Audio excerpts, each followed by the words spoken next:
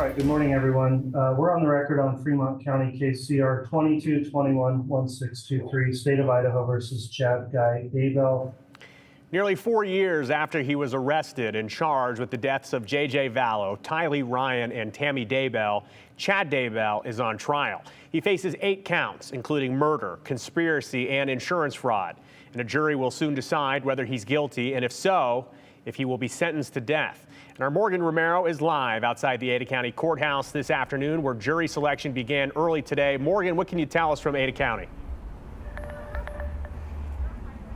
Good afternoon, Joe. The judge, prosecution, and defense are still questioning the second panel of 16 potential jurors. I just ducked out of the courtroom a few minutes ago, and they had excused 6 of those 16 potential jurors at this point. It's important to note that Chad Daybell is being tried in the exact same courtroom that his wife, Lori Vallow Daybell, was tried and convicted 1 year ago.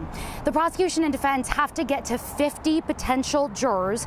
Then each side gets 16 peremptory challenges. Ultimately, they need to get 18 jurors, 12 jurors, 6 alternates. Jurors, as I mentioned, are being questioned in groups of 16. The first round took about 4.5 hours today, and it ended with 9 potential jurors moving forward from that pool. Jurors are first given instructions, followed by the state and defense asking group questions during a process called voir dire. Jurors are then questioned individually. This first round of jury selection comes after more than 2,000 people filled out juror questionnaires here at the courthouse last week. Today, potential jurors were told they're tasked with determining the facts and applying them to the law. They were asked questions like, could any hardships get in the way of them serving on the case for up to 10 weeks? Do they know about Daybell's case from the media? And do they have an opinion about whether Daybell is guilty based on what they know? During individual voir dire, potential jurors were asked whether the death penalty being on the table will impact their ability to give a fair and impartial verdict.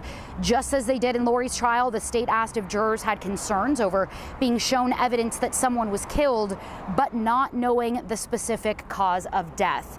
We do expect that this entire case will take about 10 weeks, with jury selection 1 to 2 weeks on the front end, as well as a potential penalty phase if he is found guilty on the back end. And Joe, coming up in the 4:30 half hour, you're going to hear about how the Ada County Courthouse prepared for this high-profile trial, as well as how the death penalty will impact jury selection.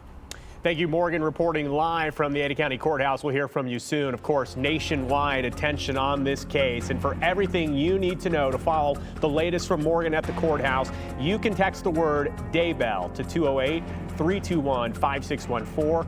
We'll send you the latest on what's going on in the case. You can also get all the latest information and the backstory that led to this right now, ktvb.com.